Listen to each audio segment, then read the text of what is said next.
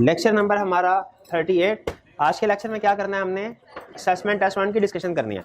Assessment test अब मिल गया ना आपको, चेक होके वापस मिल गया वो आपको, चलिए ठीक है।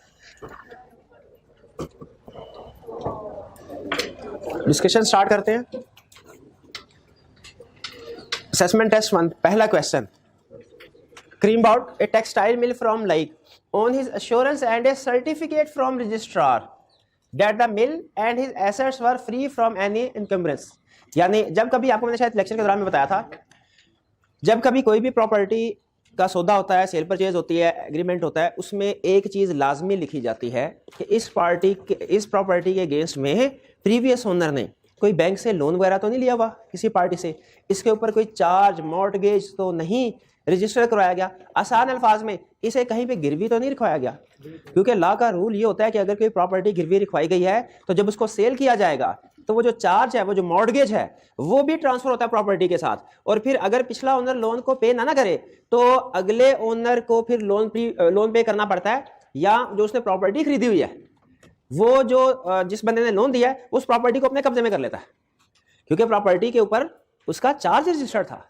इसीलिए ये क्लियरली लिखा जाता है कि इसके ऊपर कोई चार्ज तो क्रिएटेड नहीं है, अगर है तो हमें बता दीजिए। करीम ने लाइक ने चार्ज क्रिएट करवाया था, यानी कोई लोन लिया हुआ था, गिरवी के तौर पे इसको रजिस्टर करवाया हुआ था रिकॉर्ड्स में, लेकिन लाइक ने ये बात नहीं बताई और यही कहा कि ये फ्री ऑफ चार्ज है, इसमें कोई प्रॉब्लम नहीं है, और सर्टिफिकेट भी रजिस्ट्रार की तरफ से दिखा दिया। तो क्या इसका ये मतलब है रजिस्ट्रार भी इसके साथ फ्रॉड में इन्वॉल्व था? रजिस्ट्रार वो बंदा होता है जो कि चार्ज वगैरह की एंट्री करता है। नहीं, इसने लाइक ने गलत सर्टिफिकेट दिखाया। That the mill and his assets were free from and later Kareem received a notice for payment of mortgage dues and found that the certificate of registrar was forged by Laik। Certificate जो था उसके ऊपर like ने हेरा फेरी की थी, धांधली की थी, 2 नंबरी की थी। What rights are available to Kareem under the contract at 1872? कौन सा केस है ये? Consent is not free। Misrepresentation या फ्रॉड? फ्रॉड, शाबाश। तो इस वक्त करीम के पास क्या राइट्स हैं? पहला राइट, करीम के लिए ये ट्रांजैक्शन, ये contract voidable at the option of Karim. दूसरा राइट क्या है? वो डैमेजेस क्लेम कर सकता है, डैमेजेस भी तो क्लेम कर सकता है, ठीक है। तो करीम के पास पहली ऑप्शन प्रैक्टिकली क्या है? ओके भाईजान, ये एग्रीमेंट वाइड करें, मेरे पैसे मुझे दें, अपनी प्रॉपर्टी पकड़ें और खुद भुगते रहें जिससे लोन लिया आपने। पहली ऑप्शन ये है, अगर कॉन्ट्रैक्ट को रिसेंड कर दिया जाता है। अगर वाइडेबल कॉन्ट्रैक्ट को ये रिसेंड कर देता है तो फिर क्या ऑप्शन है? रिस्टोरेशन हो जाए, वो प्रॉपर्टी वापस कर दे और पैसे ले ले। और दूसरी ऑप्शन क्या है कि वो जो उसे नोटिस मिला पेमेंट का, वो पैसे अदा कर दे अपनी प्रॉपर्टी को बचाने के लिए, और फिर ये डैमेजेस क्लेम करे लाइक से। तो इसके पास 2 राइट्स हैं। एक राइट क्या है? कॉन्ट्रैक्ट वाइडेबल, और दूसरा राइट क्या है? डैमेजेस क्लेम कर सकता है। समझ आए? कोई इशू नहीं था इस क्वेश्चन में? चलिए, दोनों राइट्स लिखे थे। डैमेज वाला राइट लिखा था कि नहीं? आपके सॉल्यूशन में लफ्ज डैमेज आया था कि नहीं? हाँ से कहना, ऐसे बात नहीं मानेगी भाई, ना डैमेज का लफ्ज लिखा था सॉल्यूशन में। जितनी मर्जी अलिफ लैला लिखी हो, मुझे उससे गर्ज नहीं है। मैंने 2 चीजें देखनी आपके सॉल्यूशन में, वॉइडेबल का लफ्ज था कि नहीं था, डैमेज का लफ्ज था कि नहीं था। इन स्टूडेंट्स ने दोनों लफ्ज सॉल्यूशन में लिखे हैं। चलिए, तकरीबन आधे स्टूडेंट्स ने। चलिए आगे चलते हैं, थोड़ा सा ऊपर करें। Next, Bushra entered into a contract with Akhtar, the manager of a radio program, to conduct a show twice a week during the next 3 months। Bushra did not appear for the 6th show, she conducted the next show but soon, अच्छा, she conducted the next show, अगला show उसने किया, and thereafter Akhtar rescinded the contract and informed her that her services were no longer required as she failed to conduct the 6th show। Narrate the rights of Akhtar and Bushra, दोनों के rights लिखने हैं। Class में कितने ऐसे students हैं जिन्होंने दोनों के राइट नहीं किसी एक पार्टी के लिखे? सिर्फ दोनों के लिखे? चलें, अच्छा, दोनों के राइट्स लिखे। अच्छा, अब इसमें कंसेप्ट क्या है? एग्रीमेंट किया और उसने ड्यू डेट के ऊपर सर्विसेज प्रोवाइड नहीं की। इसमें 2 तरीकों से आप लिख सकते हैं, दोनों करेक्ट होंगे। पहला तरीका क्या है कि आप कहें लेट डिलीवरी है, ड्यू डेट जो थी उसके ऊपर सर्विस डिलीवर नहीं की। नॉर्मली हम गुड्स का केस करते हैं, ये सर्विस वाला है, तो लेट डिलीवरी है, लेकिन जब तो जिस दिन गुड्स सर्विस डिलीवर नहीं हुई थी ना, यानी 6th शो वाले दिन, तो ये कॉन्ट्रैक्ट वाइडेबल था eight the option of Akhtar. लेकिन जब अख्तर ने लेटर उन सर्विसेज को एक्सेप्ट कर लिया, अब ये कॉन्ट्रैक्ट वाइडेबल नहीं रहा, अब ये वैलिड। हाँ, वो डैमेजेस क्लेम कर सकता है प्रोवाइडेड उसने उसको नोटिफाई किया हो। डैमेज का राइट है। इस तरीके से भी कर सकते हैं। एक दूसरा तरीका भी है इसी कंसेप्ट को सॉल्व करने के, अगर कोई एग्रीमेंट की खिलाफ वर्जी करे और दूसरी पार्टी रेटिफाई कर दे, अप्रूव कर दे उसको, तो फिर वो वैलिड समझा जाता है। जैसे कॉन्ट्रैक्ट में अल्ट्रेशन होती है ना, तो अल्ट्रेशन वैलिड भी हो सकती है, इनवैलिड भी हो सकती है। अगर दोनों पार्टी की रजामंदी से होगी तो वो वैलिड है, और अगर एक पार्टी उसके ऊपर राजी नहीं है अल्ट्रेशन के ऊपर, इनवैलिड। ये एग्रीमेंट में जब वो 6 शो में एब्सेंट हुई, तो उसके बाद जब उसने 7 शो की इजाजत दे दी, इसका मतलब क्या है, उसने कंटिन्यूएशन की इजाजत दे दी, अपनी एक तरह से अप्रूवल दे दी, इंप्लॉयड कंसेंट दे दी कि ठीक है आपने गड़बड़ की थी लेकिन अब आप कंटिन्यू करें एग्रीमेंट को। अब दोबारा से वो रिसेंड नहीं कर सकता। तो इस क्वेश्चन में पहला कंसेप्ट तो ये है कि ये कॉन्ट्रैक्ट अब वाइडेबल नहीं रहा eight the option of Akhtar. ये एग्रीमेंट वाइडेबल, कितने स्टूडेंट्स ने ये लिख दिया था कि वाइडेबल नहीं है? नहीं, आपने क्या लिखा था कि वाइड है ये एग्रीमेंट? नहीं, ये जब उसने सब्सिक्वेंटली उसको कह दिया कि आप आगे सिंगिंग करें, तो उसका मतलब है उसने अप्रूवल दे दी पिछले एक्ट की। अब वो डैमेजेस तो क्लेम कर सकता है, कॉन्ट्रैक्ट को रिसेंड नहीं कर सकता। राइट्स क्या अख्तर के? पहले अख्तर के राइट्स के बुशरा के, अख्तर के क्या राइट्स है? अख्तर डैमेजेस क्लेम करवा सकता है, डैमेजेस क्लेम करवा सकता है। कौन से डैमेजेस?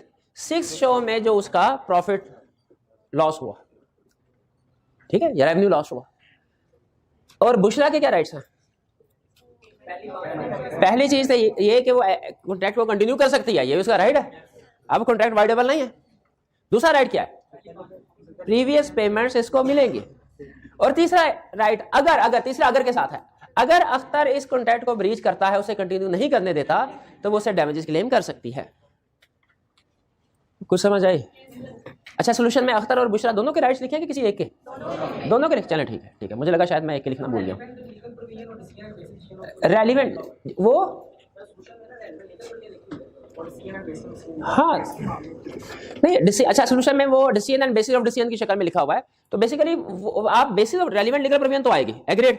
अब आप नीचे जो है ना, उसकी बजाय बेसिस ऑफ डिसीजन की बजाय ये लिख सकते हैं राइट्स ऑफ अख्तर और राइट्स ऑफ बुशरा, ये लिख सकते। लीगल प्रोविजन तो हम आपको पता है हमारा रूल है ना, कितने नंबर? 5 नंबर है मेरा ख्याल है। लीगल प्रोविजन आनी चाहिए 4-5 नंबर ठीक ठाक नंबर होते हैं, इसमें लीगल प्रोविजन आनी चाहिए मेरा ख्याल है। और कोई क्वेश्चन इसमें? क्लियर? आगे चलते हैं। क्वेश्चन 3, ए लेंड का मतलब क्या है? उधार दिया कि उधार लिया? उधार दिया। ए ने उधार दिया बी को 1000, 2000। ए लेंड 3 सम्स टू बी। पहले एक दिन 1000 दिया, दूसरे दिन 2000 दिया, तीसरे दिन 5000 दिया। बी ने चेक भेजा 1000 का, asking A to appropriate this money towards the third debt of ₹5000। और उसने कहा ये पांचवा जो तीसरा डेट है ना, उसमें एडजस्टमेंट करो इसकी 5000 की। A wants to appropriate money to the first loan. A चाह रहा है कि पहले को, क्योंकि शायद ये टाइम बार्ड हो गया होगा, या हो सकता है ये अनगारंटेड हो। तो वो कहता है जो टाइम बार्ड या अनगारंटेड है उसको तो पहले तो क्लियर करें, बाकियों की देखी जाएगी। लेकिन बी ने कहा था 5000 वाले में से एडजस्टमेंट करना। अप्रोप्रिएशन का कंसेप्ट, रेलिवेंट लीगल प्रोविजन क्या है? अप्रोप्रिएशन वो होगी जो डेटर ने स्पेसिफाई कर दिया। यहाँ पे क्या डेटर ने स्पेसिफाई कर दिया? स्पेसिफाई कर दिया डेटर ने। इसलिए अब इस लोन की एडजस्टमेंट कैसे होगी? 5000 में होगी। ए 1000 के अगेंस्ट में अप्रोप्रिएशन नहीं कर सकता। क्लियर? Yes sir. अच्छा, अगर बी ने ना बताया होता फिर ए की मर्जी, डिस्प्यूटेड के अलावा वो जिसको भी चाहे अप्रोप्रिएशन कर सकता है। कोई प्रॉब्लम? कोई प्रॉब्लम नहीं। आगे चलें। Question 4, Baqir and Qurban jointly borrowed a sum of ₹600,000 from Atif and Salim. Baqir and Qurban ने जॉइंटली बारो किए 6 लाख रुपए आतिफ एंड सलीम से। In the light of provisions of contract act briefly explain the following. क्या? पहली situation, on the due date of payment Baqir paid 6 lakh to Atif which he accepted. Are Baqir and Qurban discharge from their liability?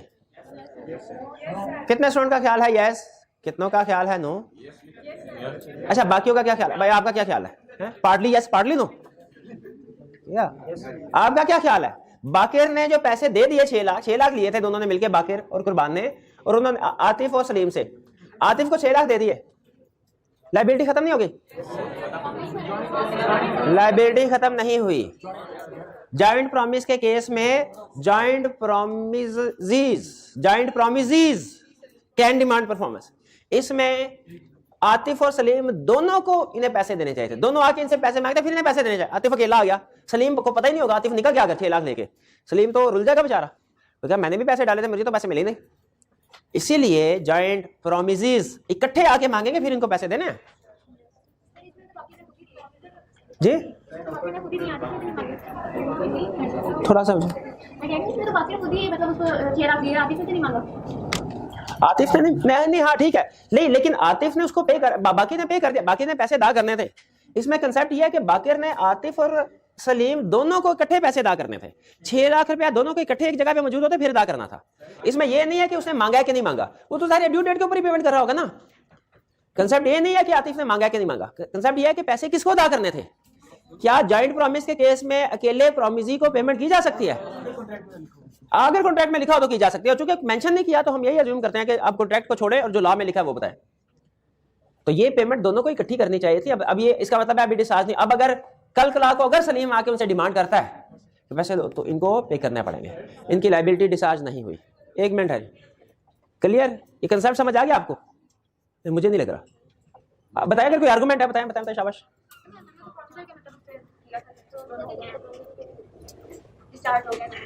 अच्छा नहीं, promiser का बताया था मैंने, promisee का नहीं बताया था। अच्छा चले पता नहीं, अच्छा पता चला प्रॉमिसर कौन है, प्रॉमिसी कौन है? अच्छा कि प्रॉमिसी के पॉइंट ऑफ व्यू से इसको करना। हाँ वो देखिए कह रहा है कि क्या उनकी लायबिलिटी खत्म हो गई कि नहीं। अगर दोनों को इकट्ठे पेमेंट की गई होती ना आतिफ और सलीम को, फिर हम कहते हैं लायबिलिटी खत्म हो गई। ठीक है, अच्छा इसमें 2 कंसेप्ट है। पहला कंसेप्ट ये है, क्या प्रॉमिसर में से एक बंदा पेमेंट कर सकता है? इसका जवाब है यस। दूसरा कंसेप्ट, क्या प्रॉमिसी में से एक बंदा रिसीव कर सकता है? इसका जवाब है नो। प्रॉमिसी को इकट्ठे डिमांड करना पड़ेगा। प्रॉमिसर में से कोई भी हथे चढ़ जाए इनके पेमेंट ले सकते हैं, बाकी आपस में डिस्काउंट करते रहेंगे। ठीक, नेक्स्ट जी, इसमें कोई प्रॉब्लम? जी जी मैं उसकी तरफ आता हूं, उसकी तरफ, इसकी एंड में वो बात बतानी है, अभी नहीं जी। और बताइए, आगे चलते हैं। Second, on due date Baqir and Qurban defaulted in making the payment. अब ये अलग केस आ गया। ड्यू डेट पे बाकिर एंड कुर्बान ने कहा हमारे पास कोई पैसे नहीं है। Salim without informing Atif filed a suit against Baqir and Qurban for the recovery of amount due. Will Salim succeed in this case? क्यों नहीं? केस जॉइंट, वही कंसेप्ट है, वही कंसेप्ट है। जॉइंट प्रॉमिसेस आए तो इकट्ठे एक्शन लेंगे, जो भी एक्शन लेंगे, पैसे लेने हैं वो भी इकट्ठे रिसीव करेंगे, अगर कोई लीगल एक्शन लेना है वो भी इकट्ठे लेंगे। सिंगल प्रॉमिस एक्शन नहीं ले सकता। ठीक है, अच्छा हमने एक केस ये क्लियर हो गया। हमने एक लाइन पढ़ी थी जो इससे मिलती जुलती है। Offer to one of the joint promisees has same effect as offer to all. इसमें पहला नोट करें लफ्ज है ऑफर। ये क्या कह रहा है? ये कह रहा है कि अगर फर्ज कीजिए बाकर आतिफ के पास गया और आतिफ ने कहा कि मैंने अभी पैसे नहीं लेने, रिफ्यूज कर देता है। बाकर ने ऑफर किया पैसे ले लो, आतिफ ने रिफ्यूज कर दिया। क्या बाकर अब सलीम के पास जाके उसको लदा से ऑफर करेगा? यही समझा रहा है वो। ये पेमेंट का केस नहीं है, ये ऑफर का केस है। अगर हम पार्टनरशिप को कोई पेमेंट करने के लिए गए, 10 पार्टनर हैं, एक पार्टनर ने कह दिया कि अभी नहीं कल आना या अभी मैं एक्सेप्ट नहीं कर सकता, तो क्या हमें फर्दर सबको पेमेंट करने हैं? हाँ सबको ऑफर करने हैं, नहीं कर। ठीक है, वो ऑफर है, उसमें लफ्ज आप गौर करते होते सिंगल प्रॉमिसी के ऊपर गौर करते रहे, ऑफर के ऊपर गौर नहीं किया। उसमें ऑफर ज्यादा अहम लफ्ज है। ऑफर टू वन को ऑफर की, पे नहीं किया, ऑफर की। ठीक है, तो वो सबको ऑफर समझी जाएगी। आपके लिए हर एक को अलग ऑफर करना जरूरी नहीं है। यानी mister A B C D 4 partner है, अगर तो एग्रीमेंट में लिखा हुआ है ना किसी को भी पेमेंट कर देना, तो फिर तो एग्रीमेंट में जो लिखा है वो अप्लाई होगा, किसी को भी पेमेंट करने क्लियर। लेकिन अगर एग्रीमेंट साइलेंट है, इसका मतलब है जितने भी पार्टनर्स होते हैं ना वो जॉइंट प्रॉमिसेस होते हैं। अब हम कहेंगे ला क्या कह रहा है ऑफर वाली एग्जांपल में? ला ये कह रहा है आप जाके मिस्टर ए से कहें सर 6 लाख देने थे, ये 6 लाख आप तैयार हैं वसूल करने के लिए? 6 लाख मैं दे दूं आपको? वो कह रहे नहीं आज नहीं, बाद में आपको बता दूंगा मैं। क्या अब मैंने हर एक पार्टनर को लदा पूछना है? Offer to one has same effect. अच्छा आप सुने, फर्ज कीजिए कहता दो, मैंने कहा अब ये मेरा मसला नहीं है सारे जॉइंट प्रॉमिस को इकट्ठा करना। मैं कहूंगा ठीक है सर, मैंने आपको ऑफर की ना, मेरी तरफ से ये ऑफर सारे प्रॉमिस के लिए हो गई। अब आपकी जिम्मेदारी है कि सारे जॉइंट प्रॉमिस को इकट्ठा करें, मैं पैसे तब दूंगा। ऑफर कर दें, ऑफर एक बंदे को कर दें, पेमेंट एक बंदे को ना करें। क्यों? ऑफर एक बंदे को करके हमारी जिम्मेदारी खत्म। अब ये एक जॉइंट प्रॉमिस बाकी सबको इकट्ठा करेगा। पेमेंट हमने तभी करनी है जब सारे इकट्ठे होंगे, पेमेंट तभी करनी है। लेकिन ऑफर करते हुए आप किसी एक बंदे को नोटिस भेजें, वो बाकियों को इकट्ठा करेगा। इसी तरह का कंसेप्ट पार्टनरशिप में हम पढ़ेंगे। अगर आपने किसी पार्टनरशिप के खिलाफ एक्शन लेना है, उसके 10 पार्टनर है, बताइए हर पार्टनर को लदा नोटिस भेजना पड़ेगा कि एक पार्टनर को भी नोटिस काफी है? वही कंसेप्ट थोड़े से मुख्तलिफ अल्फाज के साथ ही है। पैसे देने हैं, एक बंदे को ऑफर करने काफी है। अब उस बंदे की जिम्मेदारी है बाकी जॉइंट प्रॉमिस को इकट्ठा करे। पेमेंट हमने तभी करनी है जब इकट्ठे हो जाएंगे सारे जॉइंट प्रॉमिस, से पहले नहीं करनी। ऑफर किसी एक को कर दे, पेमेंट करने के लिए सबका इकट्ठा होना लाजमी है। कुछ कुछ समझ आई ये बात भाई? क्लियर हो गई जो आप पूछ रहे थे? कोई इशू तो नहीं इसमें? आप ओके? 4 question clear? आगे चले भाई, आगे चले। जी जी जी, आप वापस 4 पे आ जाए, 4 पे आ जाए। जी जी पूछिए। ये 1 की बात करें, 2 की इसमें क्या हुआ सलीम? शुरू से बोलिएगा, शुरू से। जी बिल्कुल। कौन दोनों? बाकर एंड कुर्बान? नहीं नहीं, ये कहानी क्या इंस्टॉलमेंट है? Baqar defaulted in making the payment, default किया है, इंस्टॉलमेंट तो नहीं है। डिफॉल्ट में और इंस्टॉलमेंट में फर्क होता है। नहीं नहीं, explain with the help of example. Default में और इंस्टॉलमेंट में फर्क होता है। अच्छा आप सुनाएं, आपको पता है मेरे बैंक अकाउंट में कितने पैसे हैं? अच्छा 20 करोड़। हाँ, स्मगलिंग भी करता हूं मैं। चलो हाँ, और आपको ये पता है कि मैंने इस महीने का बिजली का बिल नहीं पे किया? नहीं, बिजली का किया था, कौन सा था? पानी का बिल। पानी का बिल पे नहीं किया मैंने, सचमुच में नहीं कह सका। मैं डिफॉल्टर हूं, इंसॉल्वेंट नहीं हूं। अगर मैंने बैंक से कोई लोन लिया, उसकी किस्तें तय हुई, हर महीने किस्त मैंने पे करनी है, और किसी एक महीने की किस्त मसरूफियात की वजह से, या हो सकता है किसी दूसरे शहर में था मैं, या कोई किस्त पे नहीं कर सका, मैं डिफॉल्टर, मैं इंसॉल्वेंट नहीं हूं। बैंक मुझे कहेगा ना मेरा लोन तो हो सकता है, मैं उसको भाई ये लो पकड़ो लोन अपना भागो तुम, वो तो किसी मसरूफियत की वजह से मैंने। तो डिफॉल्टर एक लेस सिवियर सिचुएशन है, और जो इंसॉल्वेंट या बैंकरप्ट होना है ये मोर सिवियर। इसका मतलब है कि आपके पास कोई पैसे ही नहीं है कि आप अपनी लायबिलिटी पे कर सके, इंसॉल्वेंसी और बैंकरप्सी में। लेकिन डिफॉल्ट करने में हो सकता है आपने कुछ दूसरी रीजन की वजह से डिफॉल्ट किया हो।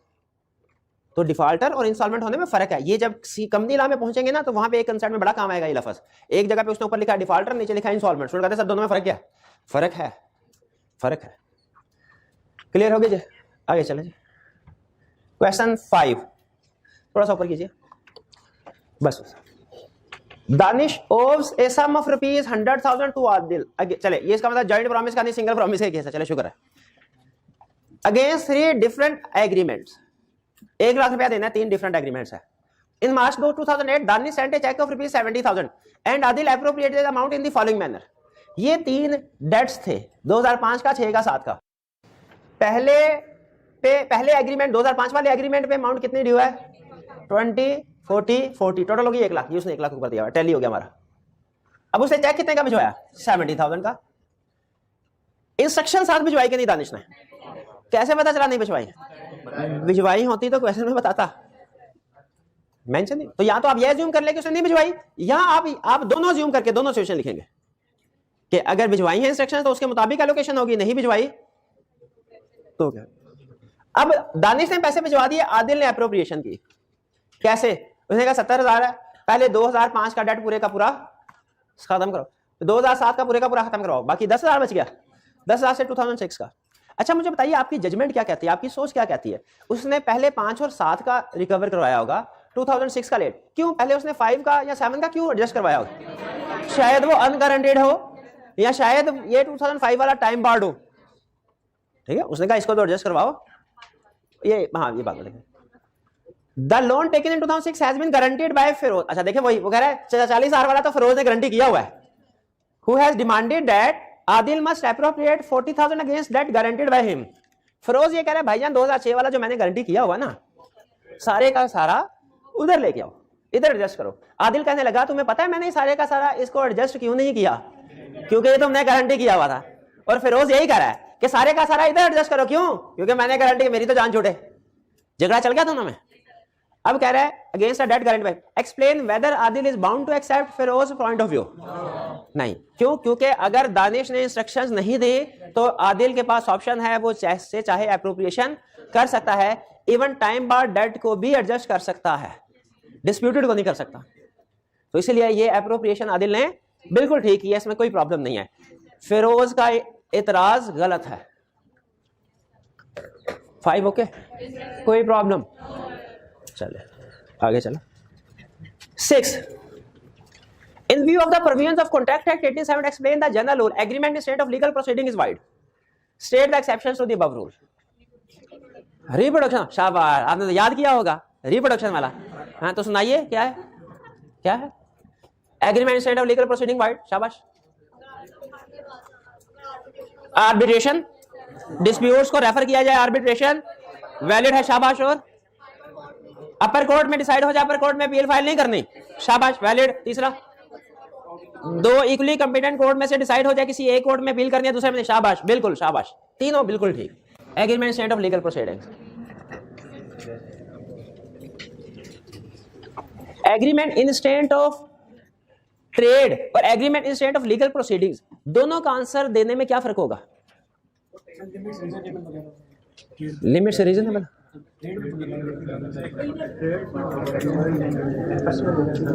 दोनों कंसेप्ट डिफरेंट है, ये तो आपको पता है ना। Agreement instant of legal proceeding अलग कंसेप्ट है और एग्रीमेंट इंस्टेंट ऑफ ट्रेड अलग। एग्रीमेंट इंस्टेंट ऑफ ट्रेड की कोई एक एग्जांपल दे दे, मेरी तसल्ली हो जाएगी आपको। कहता कोई बोलेगा नहीं बोलेगा। सेल ऑफ क्या बताइए, सेल ऑफ गुडविल या पार्टनरशिप के केस, बिल्कुल ठीक है, शाबाश। 7 इन the light of contract explain the difference between coercion and undue influence. अब एक मिनट ठहर जाए, डिफरेंस है, कोई सा डिफरेंस बता दीजिए। एक स्टूडेंट से डिफरेंस का पॉइंट पूछूंगा, दूसरे से एक्सप्लेनेशन पूछूंगा। डिफरेंस बताइए कोई सा भी कोर्शन एंड अनड्यू इन्फ्लुएंस में। नहीं पीछे नहीं देखना आप, छोड़ें। कोर्शन और अनड्यू कोई एक पॉइंट बता दें। क्वेश्चन, हाँ जी, एक्सरसाइज कौन एक्सरसाइज करता है? क्वेश्चन कौन एक्सरसाइज करता है और अनड्यू इन्फ्लुएंस कौन? अनड्यू इन्फ्लुएंस में रिलेशनशिप होता है किसी पार्टी के साथ, और क्वेश्चन कोई भी थर्ड पार्टी भी हो सकती है, शाबाश। कोई एक पॉइंट बता दे मजीद क्वेश्चन और अनड्यू इन्फ्लुएंस का। टाइप ऑफ प्रेशर, जी बताइए क्या होगा टाइप ऑफ प्रेशर? क्वेश्चन में फिजिकल प्रेशर, अनड्यू इन्फ्लुएंस में मेंटल प्रेशर, इमोशनल ब्लैकमेलिंग होती है, शाबाश। ये भाई आपने देख लिया, तसल्ली कर ली। आप कोई पॉइंट बता दीजिए मुझे फर्क का। बर्डन ऑफ, जी मेरे भाई बताएंगे बर्डन ऑफ प्रूफ क्या फर्क है? क्वेश्चन में burden of proof agreed party ने साबित करना होता है। अनड्यू इन्फ्लुएंस के कुछ केसेस में लॉ प्रिज्यूम करता है, प्रिज्यूम करता है। जी अब आप बता दीजिए वो नहीं, वो रिलेशनशिप जिनमें लॉ अनड्यू इन्फ्लुएंस प्रिज्यूम नहीं करता। डेटरेंट क्राइटेरिया टीचर स्टूडेंट में करता है, undue influence husband and wife में प्रिज्यूम नहीं होता, लैंडलॉर्ड एंड टेनेंट में, प्रिंसिपल एंड एजेंट में। अच्छा, पुलिस ऑफिसर में और एक्यूज्ड में होता है, टैक्स ऑफिसर और एप्लीकेंट में। चलिए ये क्लियर, आगे चलिए। और डॉक्टर और पेशेंट में। क्वेश्चन 8 में जो पहले दो एमसीक्यूज है ये काट दीजिए। इनके नंबर आपको शायद मिले होंगे जो कि नहीं मिलने चाहिए, नहीं मिले तो अच्छा हुआ है। ये हम टोटल मार्क्स से कम कर देंगे, टोटल जितने भी मार्क्स थे ना, कितने 37 थे, 30 उसको 32 कर देंगे हम। कटवाए किसी वजह से कटवाए होंगे ना, हाँ वो इसी तरह की वजह थी, वो एक डुप्लीकेट हो रहा था और एक हमारे सिलेबस से बाहर है। ये सेलर वाला सेल ऑफ गुड्स एक्ट का क्वेश्चन है, ये हमारे सिलेबस से बाहर है, और ऊपर वाला डुप्लीकेट हो रहा था। Third,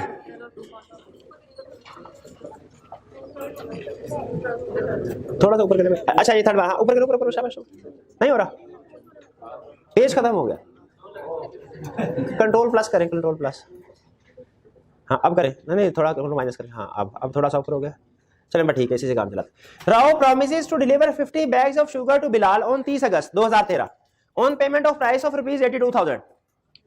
Rao dies before that date, Rao की डेथ हो गई। ये पर्सनल नेचर का कॉन्ट्रैक्ट है, क्यों उसने खुद नहीं किया? खुद सारे खुद ही करते हैं पर्सनल नेचर, इसे personal nature of the contract से पता चलता है। नॉर्मली जो सर्विस के कॉन्ट्रैक्ट होते हैं ना, नॉर्मली उनमें से कुछ कॉन्ट्रैक्ट हो सकते हैं, गुड्स की सेल परचेज के कॉन्ट्रैक्ट नॉर्मली पर्सनल नेचर के नहीं होते।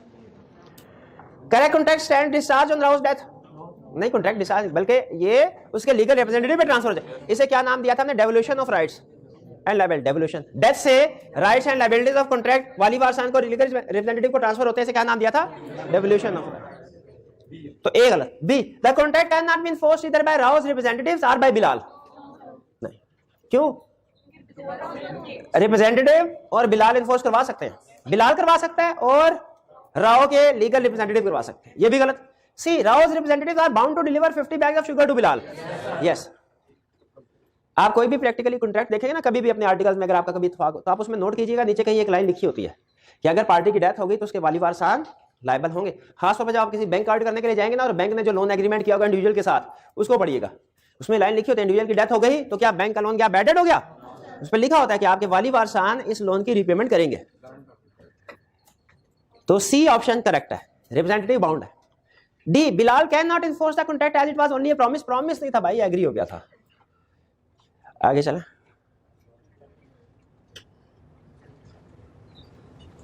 For Kareem borrowed rupees 500,000 from Bashir in 2002.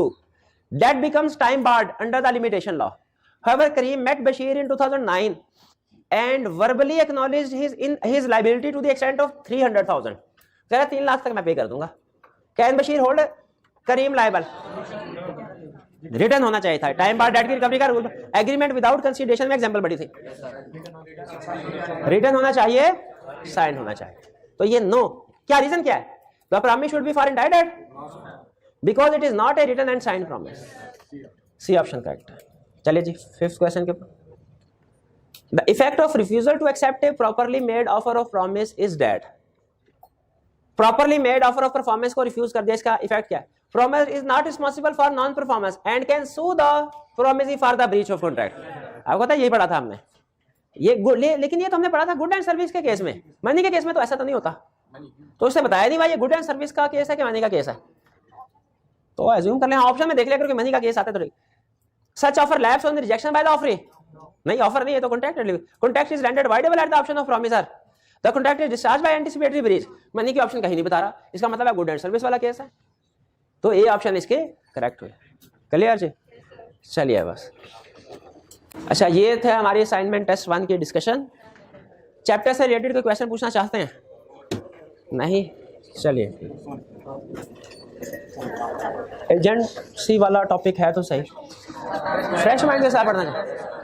अच्छा चलिए ठीक है, कल का लेक्चर जो होगा ना हमारा कोई क्वेश्चन डिस्कशन तो ड्यू नहीं है, केस स्टडी एमसीक्यूज वगैरह सारे हो गए हैं। इस चैप्टर की एक एक एग्जांपल लेके क्वेश्चन को डिस्कस कर लिया, एक एक एमसीक्यूज को भी। चलिए ठीक है।